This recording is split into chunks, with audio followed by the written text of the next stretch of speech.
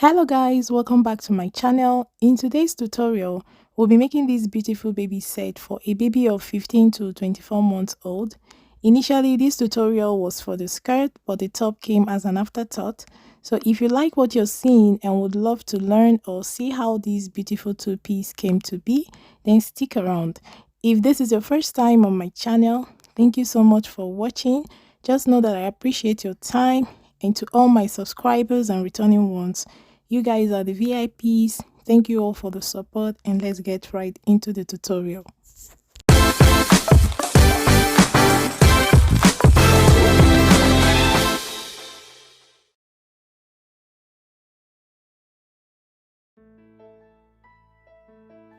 For this tutorial, I'm working with these measurements. From my start line, I will go up 2.5 inches from my crotch level and I will square out this point. I'm placing the same 2.5 inches here to enable me get a straight line. On the start line, I will place 1/4 of the hip measurement minus half an inch. This half an inch will be added when drafting the back pant to give more room for the cush or pampers.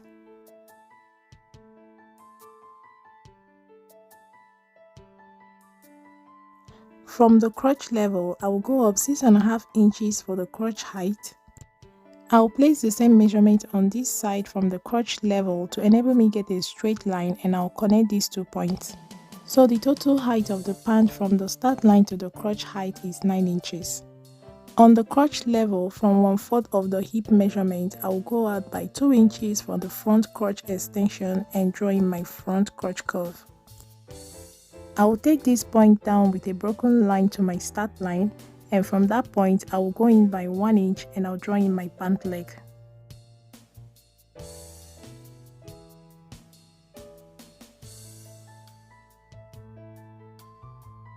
From my start line, I will go up 1 inch on my side seam line. I will square out this point about 1 inch and I'll connect this point to my pant leg with the curved side of my ruler.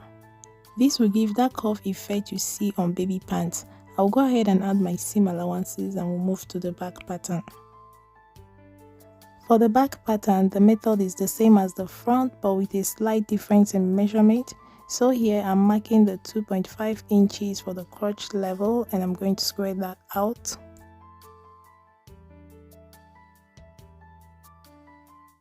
On the start line, I'll place 1/4 of the hip measurement plus the half inch we borrowed from the front pattern, and for that I have 7 inches. I'll connect this point with a straight line. From the crotch level, I will go up by 6.5 inches for the crotch height and I'll square out the point.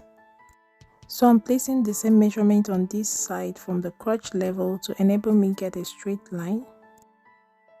On the crotch level, I will go out by 3 inches for the back crotch extension, and on the waistline, I will come in by 0.25 inch, and with these points, I will draw in my back seam line and my back crotch curve. I will extend this 3-inch point downwards to my start line with a broken line, and on my start line, I will go in by 1 inch and draw in my pant leg. From my start line, I will go up 1 inch on my side seam line. I will square out this point about 1 inch and I'll connect this point to my pant leg with the curved side of my ruler. So this completes our back pattern. The waistband is a long rectangle with the circumference of the hip. The width is 2.5 inches. I'll be doing this off camera. I also have a similar pant tutorial for a baby of 4 to 6 months on my channel. I will leave the link in the description. If you have that pattern, all you have to do is on the waistline or on the space where we inserted the 1 inch elastic, just mark your half-inch seam allowance and cut off the rest. I'll go ahead and add my seam allowance and cut out our pattern.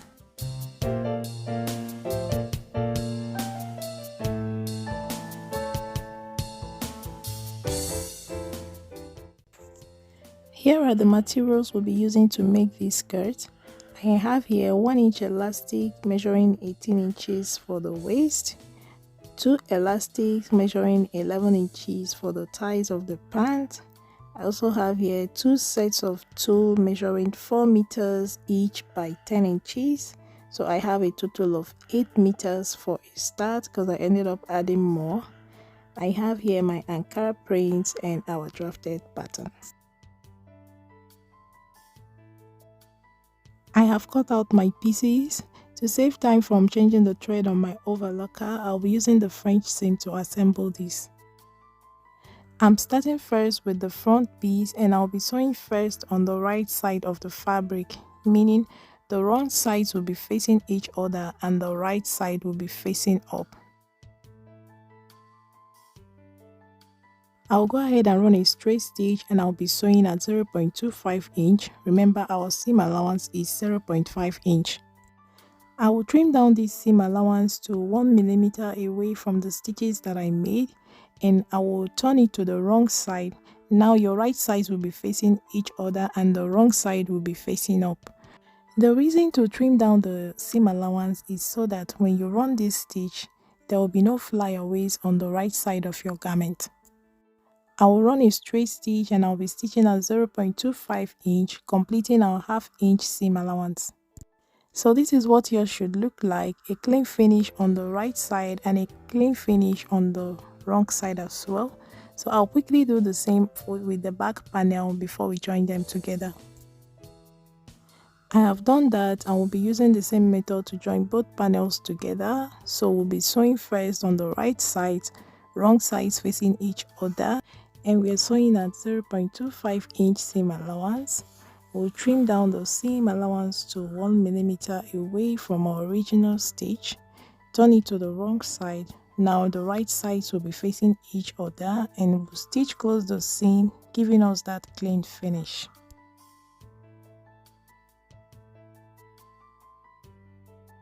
This is what we have. I'll quickly join the bottom of the pant using the same method before we proceed.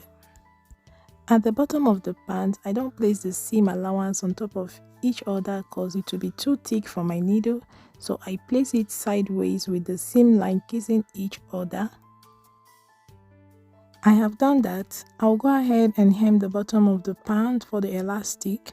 Remember, our seam allowance for the elastic is 0.75 inch, and here I have folded in 0.25 inch, and the ½ inch will be used to create the channel for the elastic.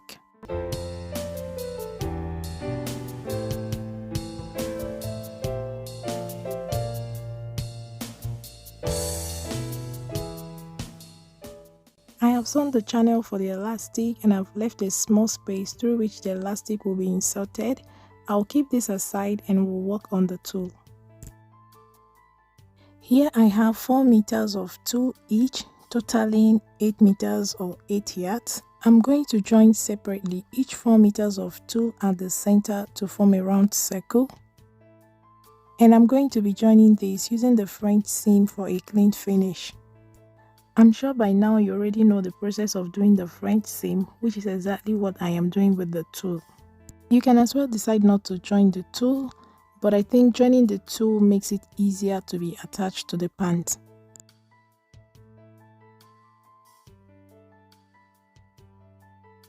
So this is what my tulle looks like after joining it. I'll go ahead and gather this tulle on my machine. Please do not join these tools together to run these gathers. You will not like the outcome. Run the gathers separately no matter how many yards of tulle you're using for a more fluffier and beautiful outlook.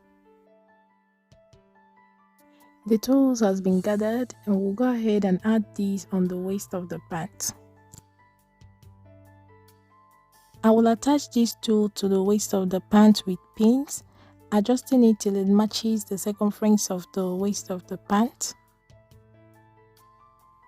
This is what 8 meters of tulle looks like, and to me is not full enough. So I have this tool from a project I did and it measured 2 meters by 8 inches. So I pinned this under the tool to see how it will turn out before I sew it. So guys, I have pinned in the extra 2 meters under this tool, totaling 10 meters, and I think it looks way more better and fuller than before. So if you plan on making this, you have seen what 10 meters of tulle looks like. I'll go ahead and attach them with a straight stitch.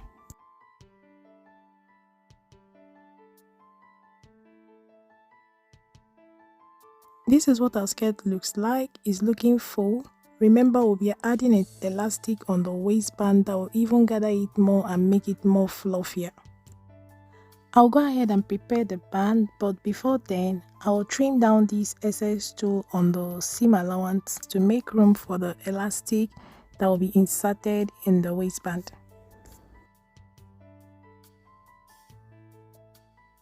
I also close the band at the center back with a 1/2 inch seam allowance. Then I will attach it to the pant with the right side of the band to the wrong side of the pant and pin it all the way around the waist circumference.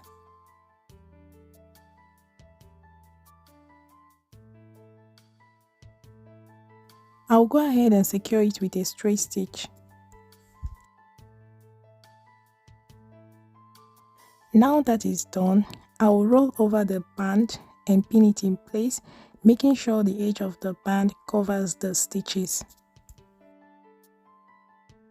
Once I'm happy with it, I'll go ahead and stitch it in place, leaving a small space for the insertion of the elastic. So guys, our skirt is as good as ready. The only thing remaining is to insert the elastics, which I'll quickly do, and I'll show us the final result. Et voila, this is what our skirt looks like. I have added the elastics and it looks more fuller.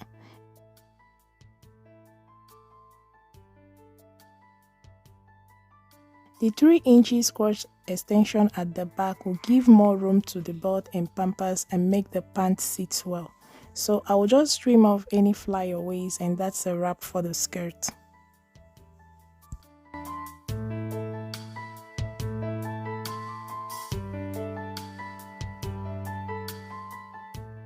For the top, I used this white cotton fabric and the strips from the remaining Ankara. I'll be using the front pattern of this baby ball dress that I made to cut the top. I'll leave the link to that video in the description. I have the measurements up on the screen for anyone who might want to make their own pattern. I have cut out my pattern for the front and the back panel, and on the center back, I'm going to go down by 3.5 inches and I'll slash this open. I will advise you go down by 4 inches to give room for braids or all those fancy stuffs on baby's head. So this is all I will be working with. This remaining Ankara, I will use it to cut out the frills that will be added around the neck area. So I just drew circles on this Ankara and went in with my scissors and cut it out, and that's it. I'll start by piping this slit I made at the center back of this top with this strip of Ankara. The width of this Ankara is 1 inch and the length is 8 inches. Remember, my slit is 3.5 inches, so on both sides will be 7 inches.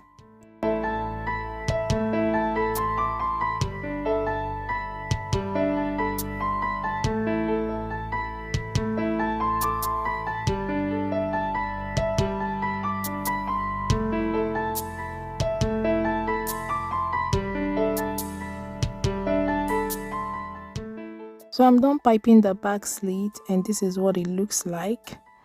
And at that corner, I'm going to run a slanted stitch just to keep it in place.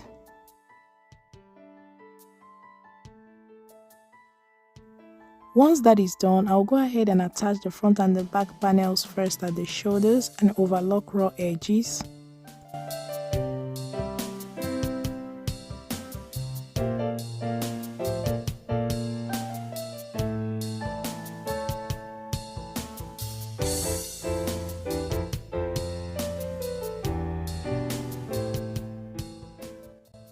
I will measure around the neck circumference of the top to know how much I will gather the frills. For this I have 13 inches. I will multiply this number by 2 to get 26 inches plus 1 inch seam allowance, giving me 27 inches. I will measure my frills to see if I have up to 27 inches, and here I have a little over 27 inches. The width of my frill is 2.5 inches. I'll go ahead and hem the raw edges.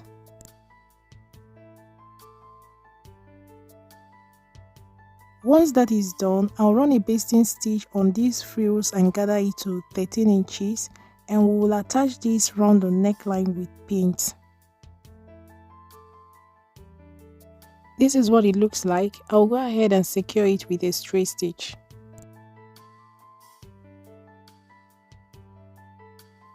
I have done that. I'll go in and pipe the raw edges of the neckline with this strip of Ankara. The width of this strip of Ankara I trimmed down to 1 inch, and the length is the length of the neck circumference. I'll just let you guys watch through this part.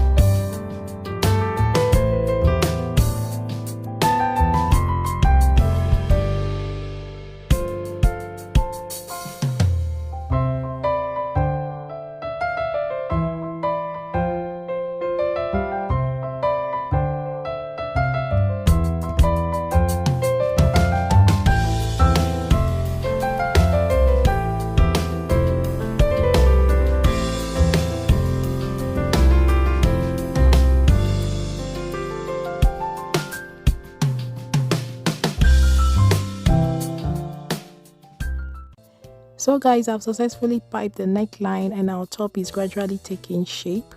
I'll go ahead and do the same for the armhole of the sleeves.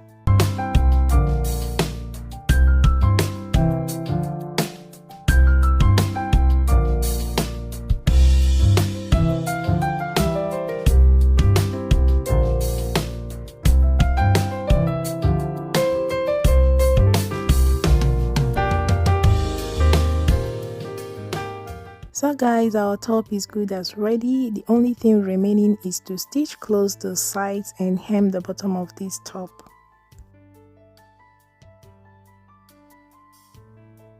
So here is our cute little top, looking so fly with the matching skirt. I'll be adding a pressing button at the back there. I added these straps on the top and made buttonholes on it. Then I added buttons on the pants where it will be fastened to. This is to help keep the dress in place so that no matter how your baby moves or plays, the dress remains intact.